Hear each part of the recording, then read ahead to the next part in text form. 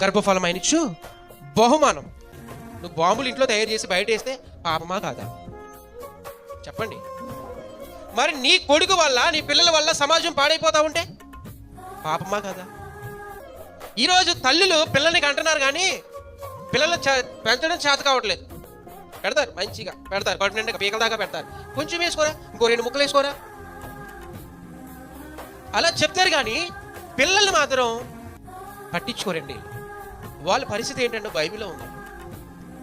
ఒకనికి 5 తలాంతులు, ఒకనికి 2, ఒకనికి 1, ఎవని సామర్థ్యము చొప్పున వానికి ఇచ్చి దేశాంతరం వెళ్ళాడు. ఎవని సామర్థ్యము. నువ్వు అనుకుంటావు నేను 10 మంది పిల్లల కంటే బాగుంది అనుకుంటావు. 2 పుడతారు, లేదా పిల్లలే పుట్టరు. ఎందుకు పుట్టలేదు నీకు? గర్భఫలం ఆయన ఇచ్చి బహుమానం అని బైబిల్ చెప్తుంది. నువ్వు ఎన్ని హాస్పిటల్ తిరిగినా పుట్టరు, ఎంతమంది ప్రార్థన చేత చేయించుకున్నా పుట్టరు. ఎందుకు? ఎందుకంటే అది ఎప్పుడు ఇవ్వాలి?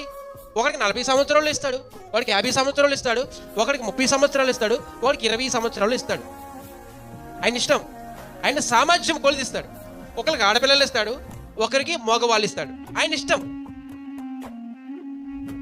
దేవుడు ఇచ్చినప్పుడు వారి సామర్థ్యం చూసేస్తాడు. చాలా మంది అనుకుంటారు ఆడపిల్లలు పుట్టేస్తారు, వాళ్ళ పెళ్ళిళ్ళు ఎలా చేయాలి అని అనుకుంటారు.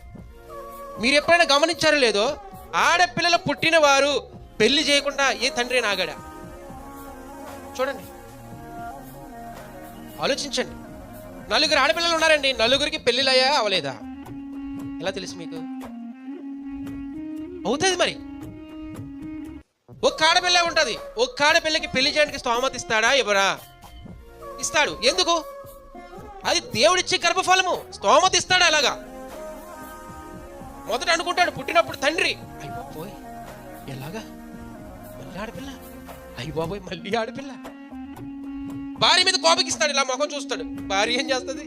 ఏం చేయలేదు. ఎందుకంటే మగపిల్ల రావాలో ఆడపిల్ల రావాలో భర్తలో నుంచే వస్తాడు. భార్యది ఏం సంబంధం లేదని సైన్స్ చెప్తుంది. సైన్స్ మగపిల్లవాడు పుట్టినా ఆడపిల్ల పుట్టినా అది తండ్రిలో నుంచే రావాలి.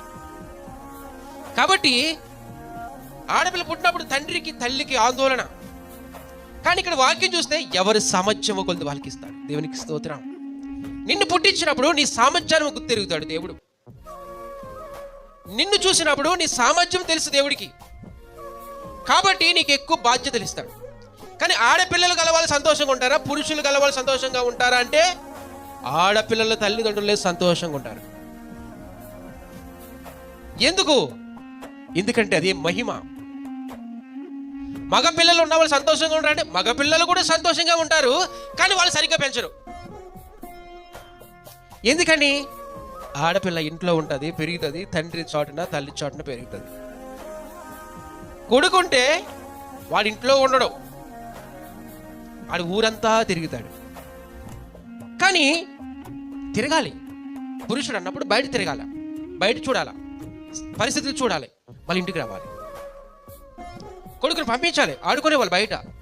ఆ పరిస్థితి ఈ పరిస్థితి చూసిరారా, ఇట్లా కష్టం ఈ కష్టం చూసిరా, పంపించాలా పిల్లల్ని. మనం పంపించక ముందే వెళ్ళిపోతారు, ఊరంతా తిరుగుతారు, అర్ధరాత్రి తిరగ రాదు. ఇది సమస్య. నువ్వు ఆగు అంటే ఆగాలి, వెళ్ళు అంటే వెళ్ళాలి. ఇది పెంపకం. అలా పెంచినప్పుడు దేవుడిని ఆశీర్వదిస్తాడు. తర్వాత ఈ తలాంతులు ఇచ్చిన తర్వాత దేవుడు మరలా వీళ్ళు పిలుస్తున్నాడు. తలాంతులు ఇచ్చిన తర్వాత పిలిచాడు. 19వ వచనంలో ఏముంది? బహుకాలమైన తరువాత ఆ దాసులు యజమానుడు వచ్చి వారి యొద్ద లెక్క చూచుకొనేను. ఇప్పుడు లెక్క అడుగుతాడు. బహుకాలం అయిన తర్వాత లెక్క అడుగుతాడు. ప్రతి తండ్రిని అడుగుతాడు. నీకు 3 పిల్లలు ఇచ్చానే, వారిని ఎలా పెంచావు? నీకు 2 పిల్లల్ని ఇచ్చానే, వారిని ఎలా పెంచావు? నీకు ఒకే పిల్లని ఇచ్చానే, నువ్వు వారిని ఎలా పెంచావు అని లెక్క అడుగుతాడు. పిల్లల్ని సరైన మార్గంలో బాధ్యత లేకుండా, సరైన మార్గంలో పెంచకుండా, ప్రభువా వీడికి బుద్ధి వంటిది ఇచ్చావేంటి, ప్రభు ఈ వంకర బుద్ధి ఇచ్చావేంటి అని పిల్లల్ని నిందిస్తావా నువ్వు? ఒక తండ్రిగా నేను రోజు భయపడతా, నా పిల్లల్ని సరైన రీతిలో పెంచాలి. వాళ్ళు సరిగా పెరగకపోతే దేవుడు నా కాళ్ళ పట్టుకుంటాడు, నా పీక పట్టుకుంటాడు. ప్రియ సహోదరి సహోదరులారా, జాగ్రత్తగా ఆలోచించండి. నీ కుమారులను నీ కుమార్తెలను సరిగ్గా పెంచకపోతే చాలా పెద్ద ప్రమాదం. ఇది ఎవరికి తెలియదు. ఆడి పెరుగుతాడండి. ఏంటి ఆడి పెరుగుతాడా? ఆడేమన్నా చెట్టు పెరగడానికి? ఆ పెరట్లో ఓ మొక్క నాటేసి అప్పుడప్పుడు నీళ్ళు పోసి అదే పెరుగుతుంది. ఆ చెట్టుకుని నీ కడుపున పుట్టిన బిడ్డకి తేడా లేదా? ఆడే పెరుగుతాడండి. ఆడే ఆడే మంచిగా మారతాడు, ఆడే మంచిగా మారతాడు, నువ్వేం టెన్షన్ పడకు అంటారు పెద్దోళ్ళు. ఆడే మారడు, ఎందుకు తిడతా వస్తున్నారని అన్ని, ఆడే మారతాడు, ఆడే మారడు. అసలే అపరిశుద్ధుడు అపవిత్రుడు ఎందుకు పరిశుద్ధుడు అవుతాడు? మారడు. నువ్వే మార్చాలా, నువ్వే మార్చాలి, లేకపోతే నీకే శిక్ష ఉంది. పిల్లలు గల వారందరూ భయభక్తులతో దేవుని సన్నిధికి రావాలి, దేవుణ్ణి అడగాలి, ప్రభువా వీరిని ఎలా పెంచాలి నాయన, ప్రభువా వీరిని నాకు అనుగ్రహించావు, వీరిని ఎలా పెంచాలి నాయన అని దేవుణ్ణి అడగాలి, సహాయం అడగాలి. దేవుడు తప్పకుండా ప్రయోజకులు చేస్తాడు దేవుడు తప్పకుండా వాళ్ళని ప్రయోజకులు తప్పకుండా చేస్తాడు. నీ కన్నిటి ప్రార్థన ఉండాలి, నీకు కన్నీళ్ళే ఉండదు, నీకు దుఃఖమే ఉండదు. పిల్లల గురించి ఎప్పుడో ఒకసారి కావరిస్తావు. ఏం చేస్తావు? ఈరోజు అన్నం తినాలనుకో, ఏదో ఒక పూట వండుకుని ఊరుకుంటావా? రోజు వండుకుంటావు కదా, మరి రోజు అస్తమానం 2 పూటలు కావాలి వండడానికి, 3 పూటలు తింటాం. మధ్యలో ఏదో నెమరేస్తూ ఉంటాం. 3 పూటలు 3 గిన్నెలు తింటాము, మధ్యలో ఏదో ఒకటి నవ్వులుతూ ఉంటుంది నీ నోరు.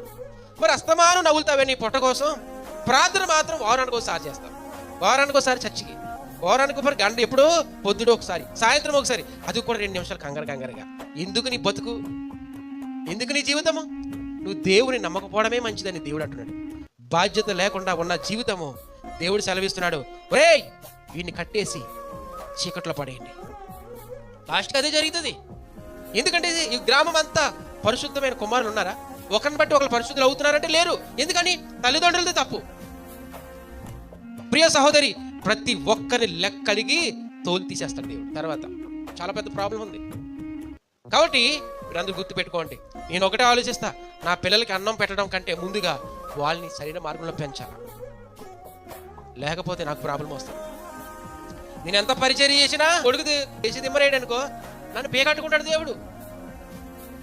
అందుకనే నీ పిల్లలను సరైన రీతిగా పెంచాలని దేవుడు చెప్తాడు. అప్పుడే నువ్వు బైబిల్ పట్టుకో, తీతుకు. విశ్వాసులైన పిల్లలు గలవాడినై యున్నడలా అట్టి వారిని పెద్దగా నియమింపవచ్చును. నీ క్రియల చేత దేవుని అవమానిస్తున్నావేమో. కాబట్టి ప్రియ సహోదరి సహోదరులారా, దేవుడికి మొదటి ప్రాధాన్యత ఇవ్వండి. అందుకే మా పిల్లలకి చెప్తా ఉంటాను, ఒరే బాబు బైబిల్ చదువుకోరా, దేవుడికి ప్రార్థన చేసుకో, దేవుడు నేను మంచిగా చేస్తాడు. నేను నీకు డబ్బులు ఇవ్వకపోవచ్చు, నువ్వు కోరిందలా కొనివ్వలేని స్తోమత లేకపోవచ్చు నాకు, కానీ దేవుని కలిగి ఉండు, దేవుడికి ప్రార్థన చేసుకో, దేవుడికి ఇష్టంగా బ్రతుకు, వాక్యం చదువుకో, దేవుడు నేను గొప్ప చేస్తానని చెప్తా ఉంటాను. ప్రియ సహోదరి, మన పిల్లల ఆశలను మనం తీర్చుకుంటా దేవుడు కొన్నేరు చేస్తాడు. ఎందుకంటే పిల్లల అవసరాలు తీర్చడానికి నువ్వు పుట్టలేదు, దేవుని మహిమపరచడానికి పుట్టావు. దేవుని మహిమపరచడానికి నువ్వు వస్తున్నప్పుడు నువ్వు పిల్లల అవసరం తీర్చలేవు, తెలుసా? నువ్వు పిల్లల అవసరం తీర్చాలనుకున్నప్పుడు దేవుని మహిమపరచలేవు, దేవుని మహిమపరచాలనుకున్నప్పుడు పిల్లలు కోరిందలా నువ్వు ఇవ్వలేవు. అది కూడా దేవుని మీద ఆధారపడతావు. ప్రభువా నా పిల్లలు అడిగింది కూడా నేను ఇవ్వలేకపోతున్నానే అని బాధపడతావు. కానీ చాలా మంది తల్లిదండ్రులు పిల్లలు అడిగిందా ఇస్తారు, లాస్ట్కి నరక పాత్రలు చేస్తారు వాళ్ళని. ప్రియ సహోదరి సహోదరులు, దయచేసి దేవుని వాక్యాన్ని పట్టుకోండి. ఎన్నిసార్లు నీ ఇంటికి వచ్చింది వాక్యం, ఎన్నిసార్లు నీ హృదయానికి తాకింది వాక్యం. హృదయంలో చోటు ఇవ్వకుండా నువ్వే నిర్లక్ష్యం చేసి నీ తిండి మీద, నీ సుఖం మీద మనసు కలిగి ఉన్నావు. అది ఎంతకాలం? క్షమించమని అడుగు.